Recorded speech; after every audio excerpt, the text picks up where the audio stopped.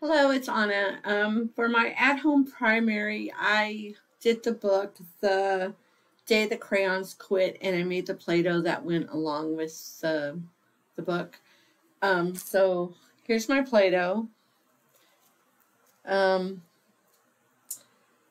I used the purple crayon. It was actually a very easy video and very easy steps to follow. The Play-Doh came out pretty good, pretty decent, I think.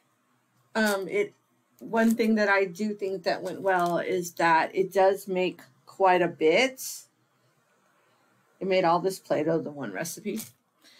If I were to do anything differently, I would make sure that I let people know who are making Play-Doh that if it comes out too dry, what to do, and maybe show them an example of a too dry Play-Doh, or if it's too wet, what you can do. The directions were actually really, really good. I think they were very easy to follow. And the only other thing I would do differently is that I only used one purple crayon, so the color is a little bit dull.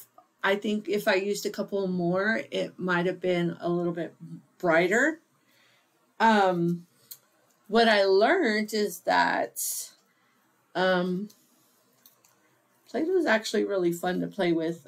I've left this on the table at my house, and my husband, my kids, they'll come by, they'll open up the little baggie, and they'll play with it. One of the things that I do like is that I made this a couple of days ago, like probably Monday, and today is Friday. And I've just had it in a baggie, and actually somebody even left it open, and it's still pretty good, even after it's been in the bag for a week or so, and it was left open, so it didn't dry out. So I would definitely use this. I would probably make a whole bunch of it and put a whole bunch of different colors in my makerspace for kids to play with.